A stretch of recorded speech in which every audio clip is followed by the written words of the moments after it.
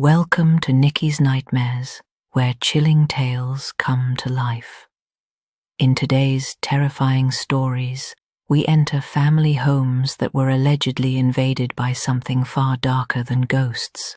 From unexplained footsteps, shadow figures, and violent unseen forces to disturbing claims of demonic possession, Ouija board entities, and supernatural attacks.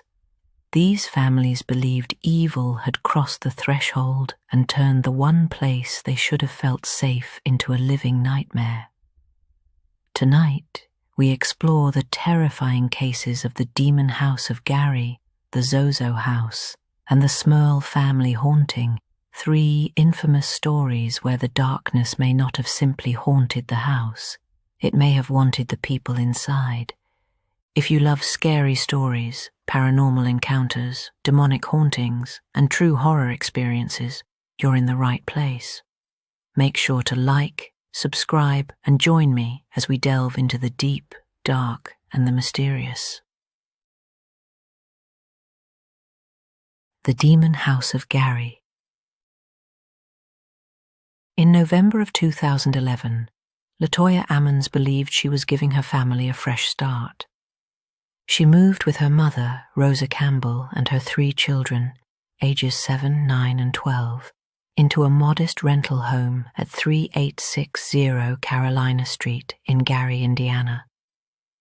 The small single-story bungalow had 3 bedrooms, 1 bathroom, a screened-in porch, and a concrete basement. From the outside, there was little to distinguish it from countless other homes scattered throughout the neighborhood. But according to Ammons and her family, something inside that house was waiting for them. The first sign came only weeks after they moved in. It was December, during the bitter Indiana winter, when large black flies suddenly began appearing on the screened-in porch. Their presence was strange enough because of the cold, but what unsettled Ammons and Campbell even more was how impossible they seemed to eliminate. They killed the flies repeatedly, sweeping away the dead insects, only to find another swarm gathering shortly afterward. At first, it could still be dismissed as an unusual infestation. Then came the footsteps. Late at night, often well after midnight, Ammons and Campbell began hearing what sounded like someone climbing the basement stairs. The steps were slow and heavy, moving upward toward the kitchen door. They would investigate. No one was there. Even after the basement door was locked, the footsteps reportedly continued. Before long, the disturbances became more visible. Campbell claimed that one night she awakened and saw the dark silhouette of a man moving through the living room. When she went to confront the figure, it vanished. But according to Campbell, something remained behind. Wet footprints. They appeared across the floor as though someone wearing boots had walked through the house. Whatever was happening inside 3860 Carolina Street, the family began to fear that it was no longer simply strange noises or an overactive imagination. And then the children began to change. Ammons claimed that her sons and daughter sometimes spoke in unnaturally deep voices. Their expressions distorted into strange smiles, their eyes bulged, and their behavior became increasingly violent and unpredictable. Her youngest son reportedly began communicating with an invisible boy who spoke to him about what it felt like to die. Her 12-year-old daughter claimed that unseen voices told her she was going to die and would never see her family again. Then, during the early morning hours of March 10th, 2012, the Ammons family claimed they witnessed something that transformed their uneasiness into terror. The family had remained awake late into the night while mourning the recent death of a loved one. At approximately 2 o'clock in the morning, Latoya suddenly began screaming for her mother. When Campbell and the others rushed into the bedroom, they claimed to see Ammons' 12-year-old daughter unconscious above the bed. According to the family, the girl was levitating. Terrified and unsure what else to do, they began praying until she slowly returned to the mattress. When she awakened, the girl reportedly remembered nothing. After that night, Ammons began desperately searching for spiritual help. She contacted churches and eventually met with people who attempted to cleanse the home. Holy oil was placed around the house, Psalm 91 was used during prayer, and an altar was established in the basement. Two clairvoyants who visited the property reportedly gave Ammons an even more disturbing explanation. They told her that the house contained not one spirit, but hundreds of demons. For a short time after the cleansing, the disturbances seemed to stop. Then they returned. According to Ammons, she began experiencing episodes in which she felt weak, overheated, lightheaded, and unable to control her own body. The children suffered episodes of their own. Ammons and Campbell described guttural voices, violent behavior, frightening facial expressions, and apparent attacks by forces no one else could see. Desperate for an explanation, Ammons eventually turned to doctors. On April 19, 2012, the family sought help from physician Dr. Jeffrey Onyukwu. Medical notes from this period referenced hallucinations and delusional beliefs concerning ghosts inside the home, showing that professionals were also considering psychological explanations for what the family described. But what reportedly happened next brought the case far beyond the Ammons household. During one incident, a Department of Child Services report stated that Ammons' younger son appeared to be lifted and thrown against a wall while no one was touching him. The children were eventually taken to Methodist Hospital in Gary, where their behavior continued to concern staff. That brought DCS family case manager Valerie Washington into the case. During an interview with the boys, Washington and registered nurse Willie Lee Walker reportedly witnessed the most famous event associated with the Ammons haunting. According to the DCS documentation, Ammons' 9-year-old son stood while holding his grandmother's hands, moved backward toward a wall, and then appeared to walk backward up the wall before flipping over his grandmother and landing on his feet. Washington later insisted that what she saw was not simply an acrobatic trick. The incident frightened those present and soon became one of the most widely discussed claims in the entire case. The following day, the 3 children were taken into emergency custody by the Department of Child Services. Yet even while investigators considered whether the children's behavior could have psychological or environmental causes, another person entered the story who would come to believe something darker was happening. His name was Reverend Michael Magano. A Catholic priest from nearby Merrillville, Indiana, Magano was contacted after the hospital incidents and eventually visited the Carolina Street house himself. He spent hours interviewing Ammons and Campbell. During his investigation, he reportedly observed unexplained activity, including flickering lights, moving blinds, and wet footprints inside the home. He also became particularly interested in the basement. Beneath the staircase was an area where broken concrete exposed loose dirt. During later examinations, various objects were reportedly discovered buried there. Magino became convinced that the family's experiences could have a spiritual explanation. Additional visits were eventually conducted with police officers and DCS personnel present. Some of those investigators later reported equipment malfunctions and strange occurrences of their own. Gary Police Captain Charles Austin, who had initially approached parts of the case with skepticism, later said his experiences surrounding the property changed his view of what might have been happening there. Magino eventually sought permission from church authorities to conduct an exorcism. A minor rite was performed first, He later conducted additional exorcisms on Latoya Ammons herself. Ammons eventually left the Carolina Street home and returned to Indianapolis. In November of 2012, she regained custody of her children and the family's DCS case was eventually closed. But the story of 3860 Carolina Street was far from over. The unusual combination of police involvement, medical records, social workers, clergy members, and official DCS documentation turned the Ammons case into one of the most famous alleged demonic hauntings in modern American history. Not everyone believed the supernatural explanation. Psychological evaluations raised the possibility that Ammons' children had been influenced by their mother's strong belief that paranormal forces were attacking the family. One evaluator described concerns that a child had been drawn into a delusional system reinforced by a parent. The home's former owner also reportedly said previous tenants had never complained of demonic activity, and the tenant who lived there afterward did not report similar experiences.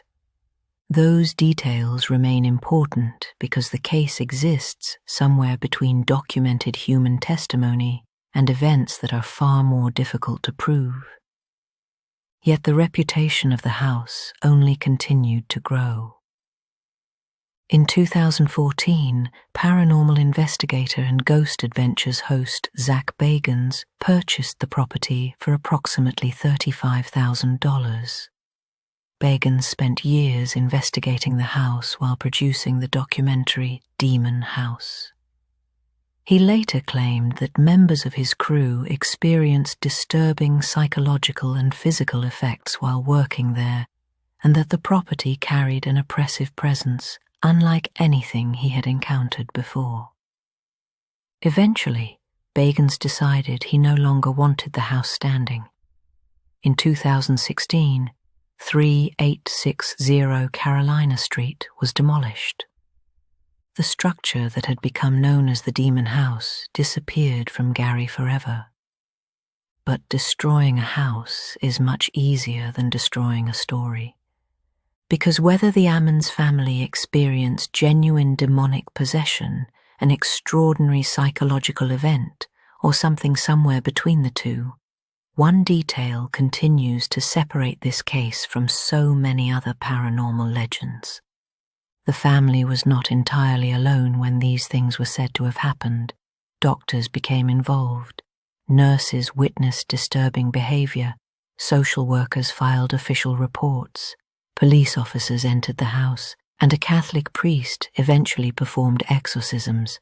More than a decade later, the bungalow is gone, its walls reduced to rubble and its rooms erased from the landscape. But the question remains, if something truly was inside that house, did tearing it down actually destroy anything? Or did whatever haunted 3860 Carolina Street simply lose the walls that once contained it? The evil inside Zozo House. There are some doors that should never be opened. For Darren Evans, that door allegedly opened in 1982 when he was still a teenager.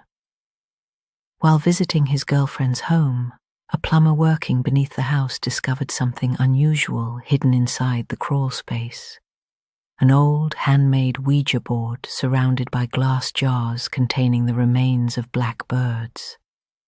On the board, where the word Ouija would normally appear, another name had been carved into the surface: Zozo. No one in the house knew where it had come from, but Darren was fascinated. Several days later, hoping to contact Bon Scott, the deceased singer of AC/DC, Darren lit candles, placed his fingers on the planchette, and began asking questions. For nearly 30 minutes, nothing happened. Then the planchette moved from Z to O, back to Z, then O again. Faster and faster, the movement became frantic. Darren attempted to end the session, but according to his account, the board delivered one final message: "See you in hell." Then the planchette reportedly flew across the room. That should have been enough to make Darren walk away forever. Instead, it was only the beginning. In the months and years that followed, Darren claimed he began waking completely paralyzed, unable to move while whispers surrounded him. Knocking and violent banging echoed through his home, accompanied by the persistent sensation that something unseen was watching him. Yet Darren continued using Ouija boards, attempting to understand what he believed he had contacted. The deeper he went, the worse the activity became. Years later, while living in an Oklahoma City house with his wife and daughter, Darren claimed the disturbances escalated into footsteps, hissing sounds, violent pounding, and terrifying episodes during Ouija sessions. The family eventually designated an upstairs bedroom as a kind of safe room where they could retreat when the activity became unbearable. Then came the night Darren said convinced him that whatever haunted the house was capable of more than making noise. According to Darren, he saw his young daughter suddenly lifted from the floor by an unseen force and carried away. He raced after her but could not find her until muffled screams began coming from behind the basement door. Darren struggled to force it open. When he finally reached her, the terrified family fled upstairs and spent the remainder of the night together in their safe room as unexplained movement continued elsewhere inside the house. They eventually moved away. But Darren believed Zozo had followed him. Years earlier, Darren and his longtime friend Randy had also experimented with the board while attempting to contact Bon Scott. During one session, the entity reportedly turned hostile and threatened Randy, again ending with the name Zozo and the words, "See you in hell." Years later, the two men returned to the board. Randy asked a question no one should ever want answered. "How will I die?" The response was chilling. "In a car, at night, alone." According to Darren, approximately 2 years later, the friends saw one another for what would be the final time. Before leaving, Randy reportedly turned toward him and repeated the same disturbing phrase that had haunted their Ouija sessions. "Darren, I'll see you in hell." The following morning, Darren received a phone call. Randy was dead. He had been killed in a head-on automobile collision at night, and he was alone. Darren's experiences eventually became part of what is now called the Zozo phenomenon, and the Oklahoma City property associated with his later encounters gained a far darker name: the Zozo House. Whether Zozo is something supernatural, something created by fear and suggestion, or something else entirely remains disputed.